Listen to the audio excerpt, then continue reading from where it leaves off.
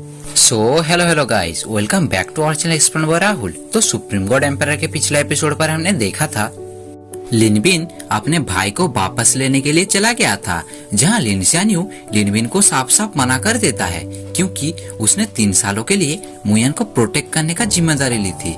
फिर हमें ये पता चला था लिनबिन कभी भी अपने भाई का अच्छा नहीं चाहता था। वो हर दिन उसे पैसे इसलिए देता था ताकि वो हर दिन वाइन पी के अपनी पूरी लाइफ को बर्बाद कर सके।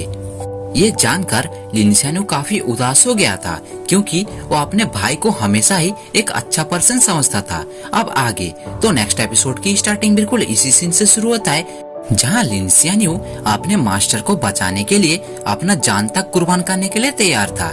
ये देखकर लिनबिन पीछे हट जाता है। अब वो कहता है, मुयान तुम बहुत बहादुर हो और तुम्हारे अंदर काफी साहस भी है। अब इस बात को सुनकर वो दोनों वहाँ से चले जाते हैं। अब पीछे से लिनबिन उन्हें देखते हुए कहता है, ये कैसे हो सकता है? लिन xianyu के पास अब ब्लड पल्स नहीं रहे तो वो कैसे कल्टीवेट कर सकता है? और मैं ये देखना चाहता हूँ आखिर तुम छुप कर कौन से मार्टियल आर्ट्स की प्रैक्टिस कर रहे हो जो इतनी जल्दी तुम अपने आप को स्ट्रॉन्ग कर पा रहे हो। फिर से शिफ्ट होता है और हम मुयान और लिन xianyu को लेफेंग हॉल के बाहर देखते हैं, जहां लिन xianyu कहता है, मैंने ये डिसाइड किया है कि मैं heaven define divine pulse technique को और भी बेहतर तरीके से प्रैक्टिस करूंगा और मैंने ये भी डिसाइड किया है मैं आपको ही फॉलो करके आगे बढ़ूंगा और कभी भी आपके साथ विश्वासघात नहीं करूंगा। ये सुनकर मुयान कहता है, भले ही ये सुनने में थोड़ा अटपटा लगा पर मुझे काफी पसंद आया और आज मेरा फर्स्ट क्लास है, इसीलिए तुम भी मेरे साथ आओ और मेरे बातों को काफी गौर से सुनो और मैं ये यकीन से कह सकता हूँ ये तुम्हारी लाइफ में काफी काम आएंगे। ये कहकर मुयान रूम के अंदर चला जाता है और लिन xianyu भी रूम के अंदर जाकर दरवाजे के पास खड़ा हो जाता है। अब मुयान अपने डिस्क पर जाकर सभी स्टूडेंट्स के ऊपर नजर डालता है। तभी टाइफेंग खड़ा होकर मुयान को गुड मॉर्निंग कहता है और बाकी स्टूडेंट्स ऐसा कुछ भी नहीं करते। ये देखकर मुयान टाइफेंग को शाबाशी देता है, पर तभी वो देखता है कुछ बच्चे एक दूसरे के साथ बातें कर रहे थे। ये देखकर मुयान काफी गुस्से के साथ कहता है, आज जितने भी स्टूडेंट्स इस क्लास में प्रेजेंट हैं, वो सभी मेरे पास आकर रिपोर्ट करें और मैं तुम सबकी 1 महीने के अंदर ही कुछ लेवल्स को ब्रेक थ्रू करवा दूंगा। अब इस बात को सुनकर लिन xianyu के साथ साथ पूरा क्लास भी काफी हैरान हो जाता है। अब वहाँ पर एक बच्चा कहता है, ये कैसे पॉसिबल हो सकता है? इनका खुद का पता नहीं ये कितने महीने हमारे क्लास के अंदर रुकेंगे और ये हमें 1 महीने की गारंटी दे रहे हैं कि ये हमारे 1 महीने के अंदर ही लेवल्स को अपग्रेड कर देंगे। अब मुयान के ऐसी बातों को सुनकर मो फेंगशियान भी कहता है, ये कितना एरोगेंट पर्सन है और कुछ भी झूठ बोले जा रहा है, ये कैसे पॉसिबल हो सकता है? फिर हम एक लड़की को देखते हैं जो खड़ी होकर मुयान से कहती है, टीचर मू आप बहुत ही हैंडसम पर्सन है। ये सुनकर मुयान थोड़ा चौंकते हुए कहता है, सुसीरान मैं तुम्हें इसलिए पसंद हूँ कि मैं बहुत हैंडसम हूँ। अब सुसीरान इस बात को सुनकर शर्मा जाती है और टॉपिक को चेंज करते हुए कहती है, टीचर मू हर कोई पिल्स को रिफाइन करना चाहता है पर कोई भी कर नहीं पाता, तो क्या आप हमें सिखाएंगे पिल्स को रिफाइन कैसे करते हैं? मुयान कहता है, इजी, सिर्फ 1 महीना। मैं तुम्हें 1 महीने के अंदर ही बहुत बढ़िया तरीके से इंटरमीडिएट ग्रेड की पिल्स को रिफाइन करना सिखा दूंगा, इसीलिए तुम्हें इस बारे में फिक्र करने की कोई जरूरत नहीं।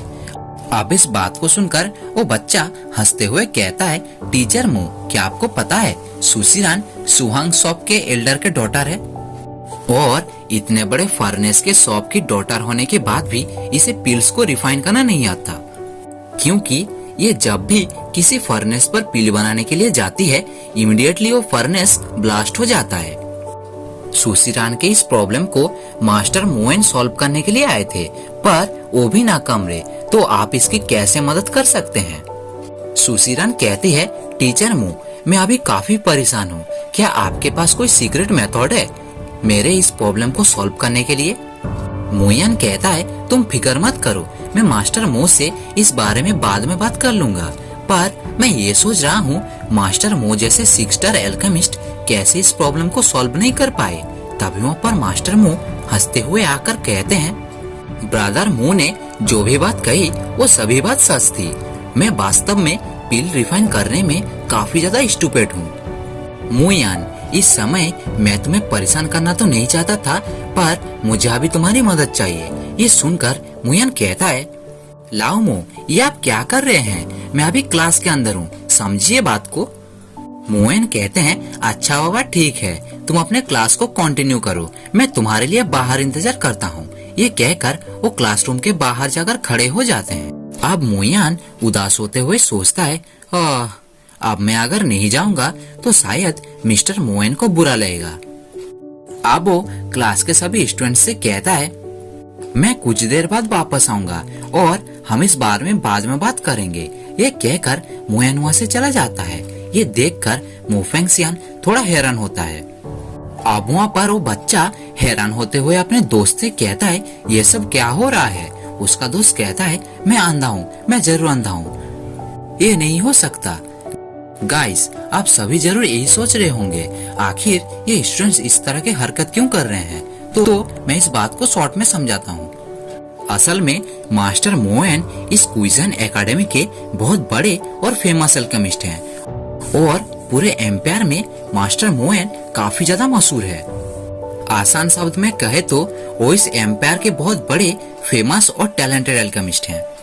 और इतने टैलेंटेड और फेमस पर्सन होने के बाद भी वो एक छोटे से क्लास टीचर की मदद मांग रहे हैं। बस इसी चीज को देखकर क्लास के सभी स्टूडेंट्स हैरान और इस तरह की हरकत कर रहे हैं।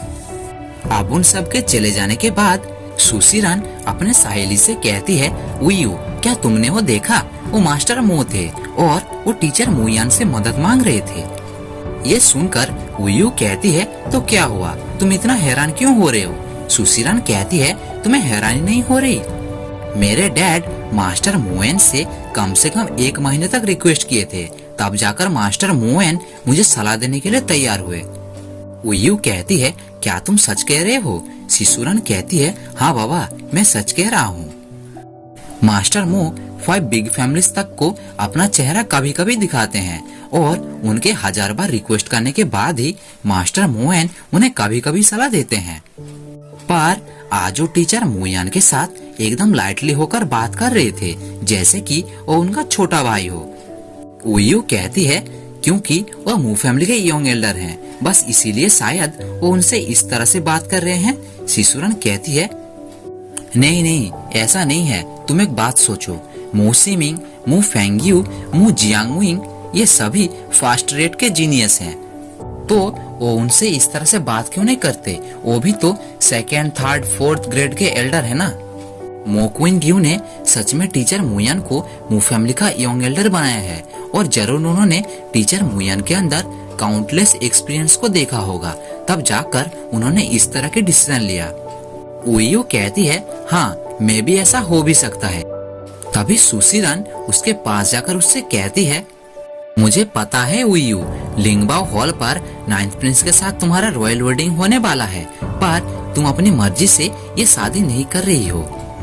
अगर तुमने कुछ भी करके मास्टर मोएन से ये बात कह दी तो मुझे लगता है रॉयल फैमिली तुम्हारे डैड को दोबारा धमकाने के लिए नहीं आएंगे।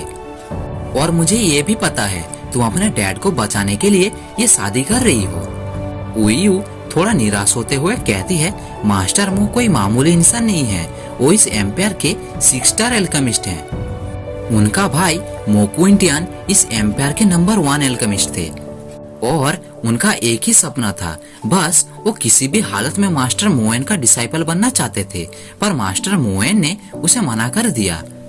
तो तुम ये कैसे सोच सकती हो वो मेरी बात सुनेंगे? सुशिरान इस बात को सुनकर हंसते हुए कहती है, तुम फिक्र मत करो, टीचर मुंह को देखकर ऐसा लगता है वो मास्टर मोएन के काफी क्लोज हैं, इसलिए मैं उनसे इस बारे में बात करूंगी, फिर सब कुछ ठीक हो जाएगा।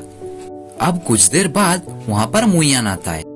अब वो सभी स्टूडेंट से कहता है, जबकि आज फर्स्ट क्लास है तो मैं आज तुम सभी को प्रैक्टिशनर्स के वर्ल्ड के बारे में बताऊंगा। अब वो बोलता है, मार्टियल प्रैक्टिशनर्स के रेलम को 10 physical body levels, 10 spiritual slit levels और 10 गॉड लेवल्स में डिवाइडेड किया गया है। फर्स्ट हम गॉड लेवल के बारे में जानेंगे जो सबसे पावरफुल है। गॉड लेवल तभी खुलता है जब तुम्हारे बॉडी में सोल प्रेशर्स बढ़ेंगे और तुम्हारा माइंड कॉन्शियसनेस हो जाएगा, तभी तुम गॉड लेवल को अचीव कर पाओगे। अब सेकंड है spiritual slit level. Spiritual gap level तभी खुलता है जब तुम अपने बॉडी में ट्रू एसेंस को कलेक्ट कर लोगे, तभी वो सभी गैदर होकर तुम्हारे लेवल्स को अपग्रेड कर देंगे। अब लास्ट है थर्ड लेवल, जिसे हम फिजिकल बॉडी लेवल या फिर बेसिक लेवल के नाम से जानते हैं, और इसे हम तभी खोल सकते हैं जब हम अपने बॉडी को ट्रेन करेंगे और अपने बॉडी को दर्द पहुंचाएंगे।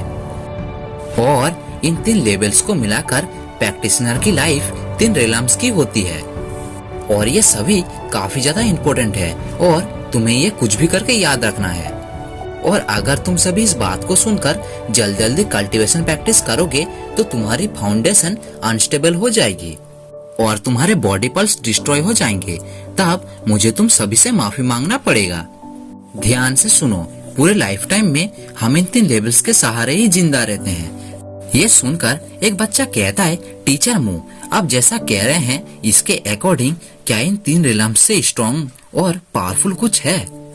मुयान कहता है, ऑफ कोर्स है, पर तुम्हारा ये मैटर पॉइंटलेस है, इसीलिए तुम इसकी तहकीकात खुद कर सकते हो।